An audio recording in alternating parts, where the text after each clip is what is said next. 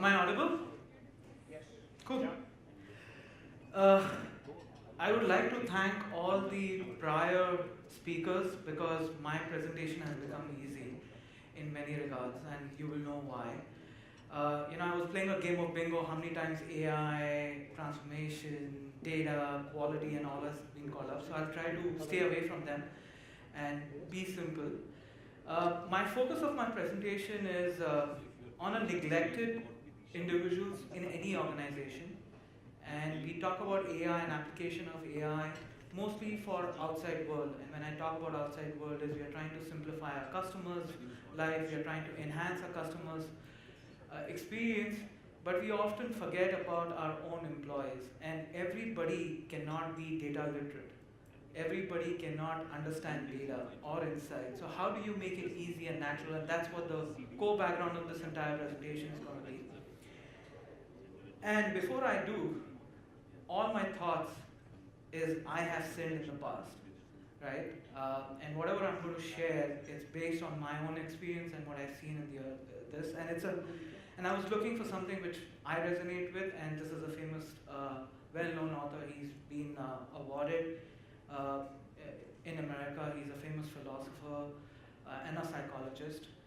You can look him up, and you would see most of my content kind of relate to this. Like I have experienced it. Maybe I have been part and parcel to the stories which been promised to customers or to individuals in the past. But many organizations, I'm sure each one of you who are analytics leaders or head of insights, head of analytics, these are the common problems you are having today with your business teams, where the adoption or the self-service dream which we sold to the business is far too there in reality. Or more importantly, the business today, a lot of decisions they make is on gut or on the prior knowledge they have, rather than focusing on the data or the insights which is being provisioned to them on a real-time or a near to real-time basis. In fact, if you were following TEDx, Hamidi, who is the famous CEO of Shobani, he said Excel sheets are lazy. And it was in the last 2 weeks he made this quote, and it is so recent. A CEO of such a prominent company and an upcoming company and highly touted company, making that statement that Excel sheets are lazy because they don't personalize, they don't humanize, they don't understand the human aspect of what data and insights is.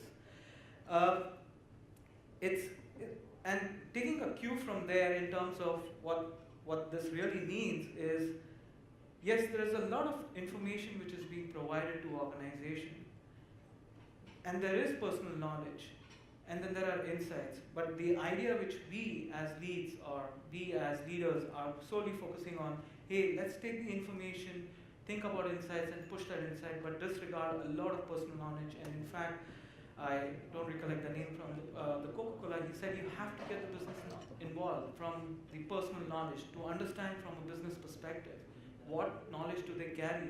Why is it behaving? Whether it's your regional team or whether it's your specific department or horizontal.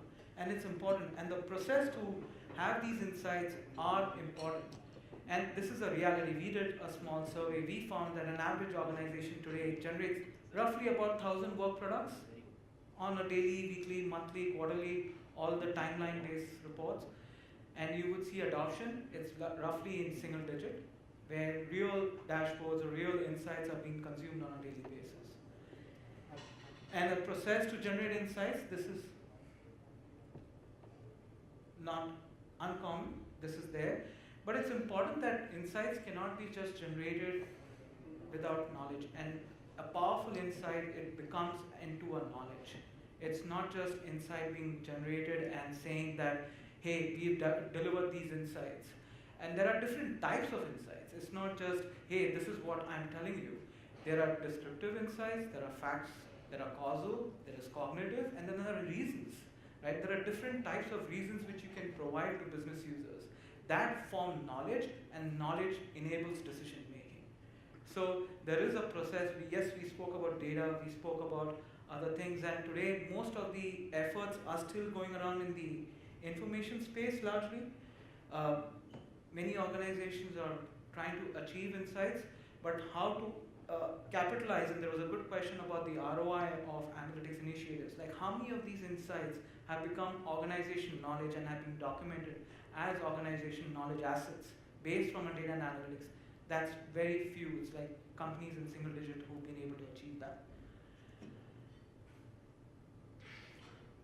Again, there are a lot of quotes which I like to use. That's a famous quote from IDC. If big data is the future oil, analytics or actionable insight is going to unleash its potential. And that's what we are going to talk about. But before we talk about, there's one thing which we are not appreciating also, which at least we are living and we do see with our clients, that the global workforce is also going to change. Many of us, at least I, probably have a decade or less to probably give back to the corporate world, but the new workforce is going to be very different. And by 2028 or 2025, 75% of the global workforce will be very different than what today we deal with and whatever work we have. And if you really look at it, if you can guess who they are, is the millennials whom we speak about. This is what they've grown up with. They didn't have Excel sheets, they hate Excel sheets, but they are growing up with technologies, they are growing up with mobile, and for them, experience as employees or as consumers is standards of Uber or Grab or Amazon. That's what they benchmark as. If something has to be simple, stupid, and convenient, those are the platforms which we would benchmark to. So when you think about that, and when you think about analytical initiatives, how do you make it to that level of benchmark? And for them, what they, and if I look at some of my cousins or my nephews who are in their teens or they are millennials, the amount of mobile apps they have on their mobile devices versus compared to what I have, and how much time they spend on mobile screen versus what we would do is very different. So how do you make it easy and keep whatever you build today, make it futuristic, and do not have a 3-year or a 2-year horizon, but have a much more longer horizon?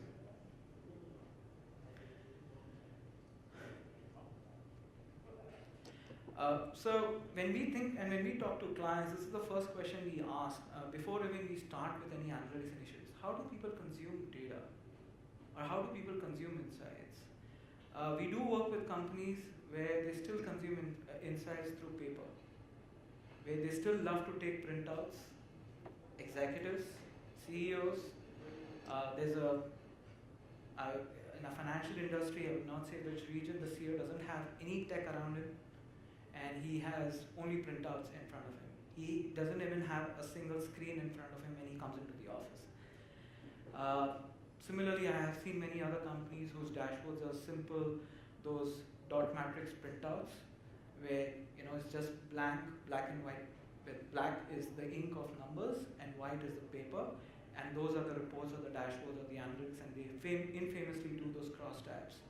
So how do you understand the culture of consuming insights in an organization before you go ahead and path and say, let's go ahead and provide the famous Bayesian model to this customer and say, hey, we built this famous Bayesian technique, we've used this Bayesian technique, and let's go ahead and provide it to the business and go ahead and talk to them. Once you talk to them, once they go out of the room, nobody uses it. Nobody's appreciating it, nobody has even seen it. So how do you go ahead and enable insights for them? And in today's big data world, the best thing is less is more. Rather than trying to do more dashboards, more analytical models, more analytical work products, how do you reduce those efforts and make it simple? And if you ask a business user or a business head, he or she is asking for a very simple thing. How do I grow my top line? How do I optimize my bottom line? How do I ensure that my customers are happy? And more importantly, my employees are taken care of. These are the simple 4 basic questions, but we leverage complicated methods because we have data, we have insights capabilities and data science capabilities, but we don't make it easy. We make it tougher and tougher, and there is frustration. And this is what it ends up with.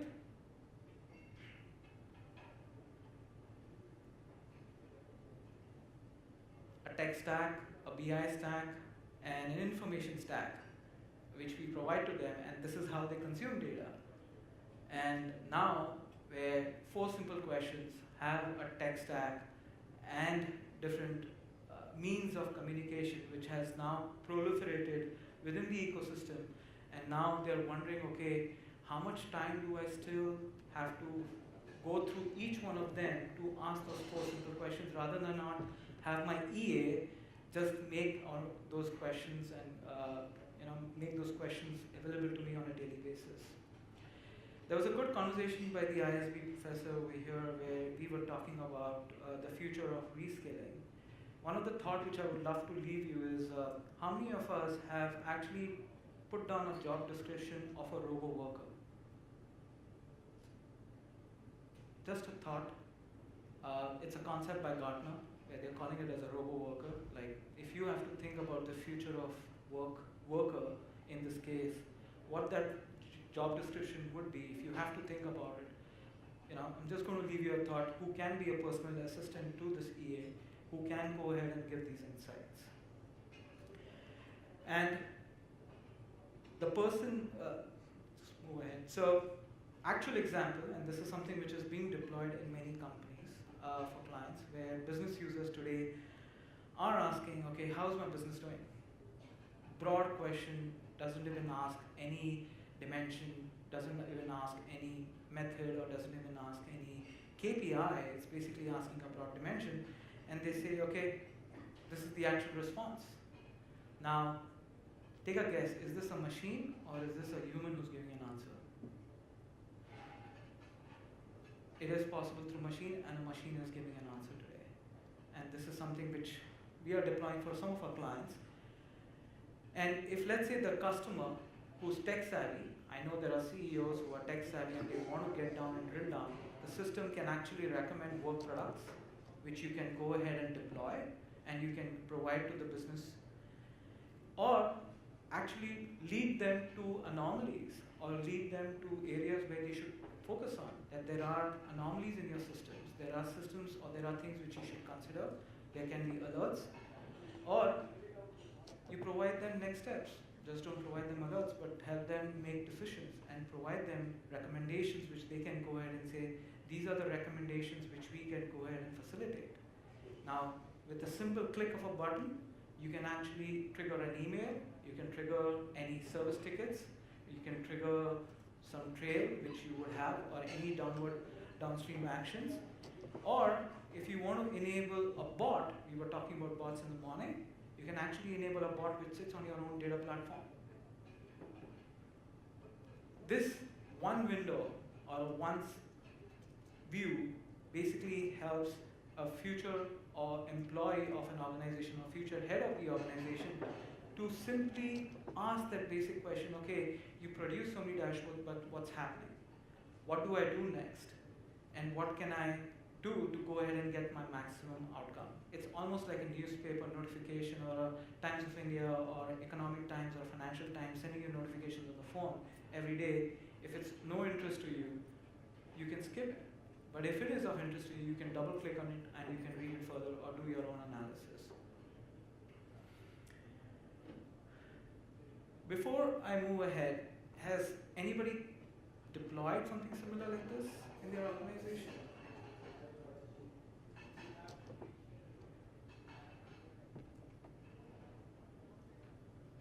Some flavor? Okay. Close to it? How many of us have 2 BI systems in our organization? And when I say BI, it's business intelligence platforms like Tableau. 2 at least? 5? Okay.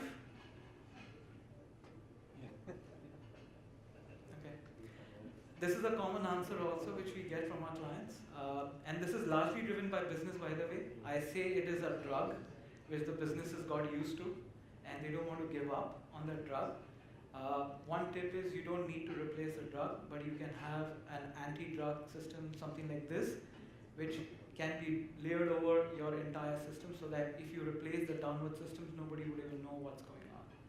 Right? So this is an interesting piece also which is happening within the organizations where instead of battling the business users, we were having this conversation earlier during the coffee break, instead of battling with the business users to go ahead and change their habits or enhance their habits by changing different systems, go ahead and apply a thin layer which basically goes ahead and changes their habit in a very different way or introduces a new habit.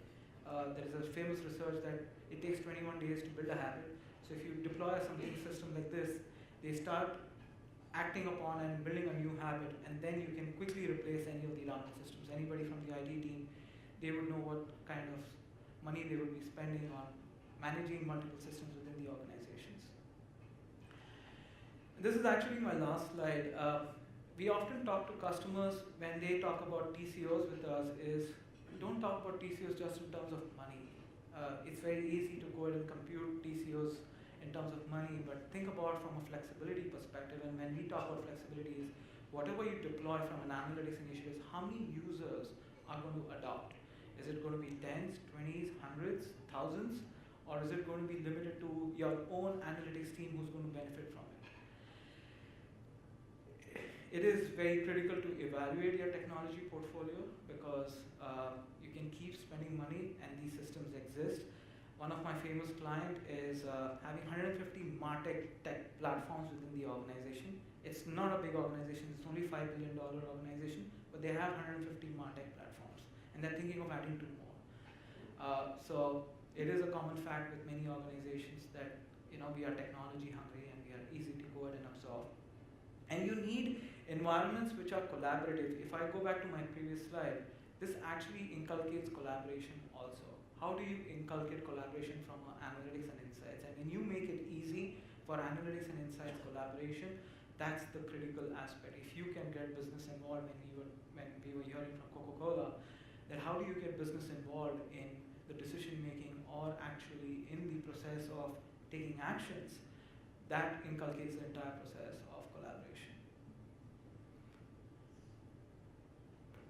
I'll leave you with the same thought that any saints who've had or anybody who's come and spoken about the journey, I've been part and parcel to some of those decisions where we've sold technology, we've sold more platforms, but today it's a different outlook where you don't need more technology, you just need to relook in terms of how you do things. And there is a concept of design thinking being brought into analytics initiatives. So it is important on how you think about the problem rather than adopt technology. So yeah, short and sweet. Just open for any questions.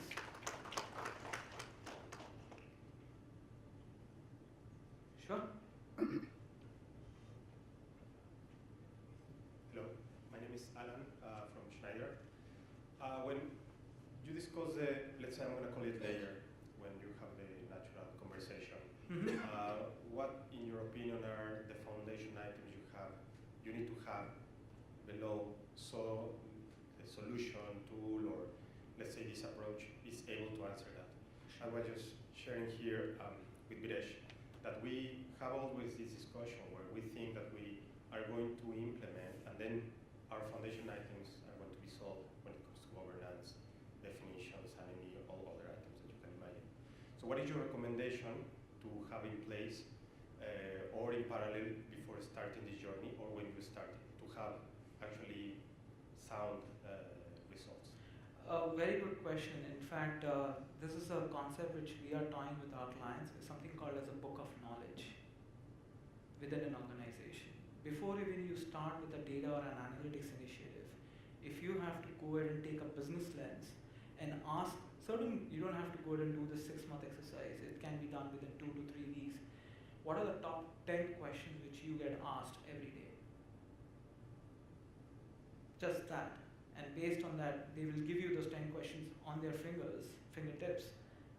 That basically sets the direction for everything else as a key foundation for this. And what we recommend to our clients is that that's one aspect, but there is an industry book of knowledge as well from Schneider or from financial. There are common problems which every organization faces. Nobody is unique in this space. Yes, there is a 30-40% knowledge which you can bring in from the industry. That book of knowledge, investment in that as a concept to start off with, to define your data, your KPI, your factual, your causal, your reasoning needs, all gets defined based on that. Whether you invest in setting up a data lake or a simple small data warehouse can go ahead and serve this need, that defines everything else. So that's my critical starting point. Okay.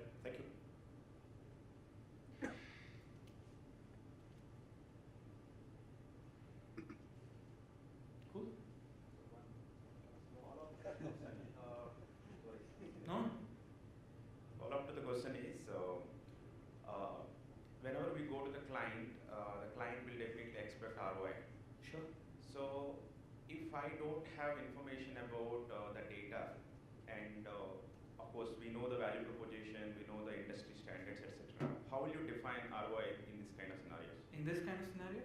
Yes.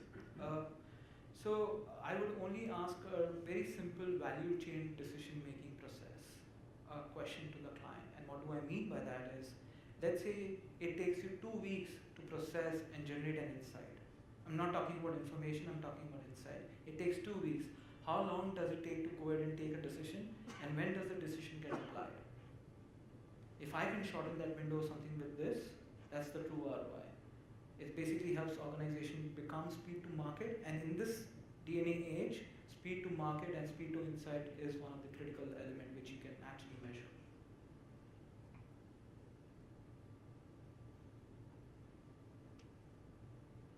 And that's how we are actually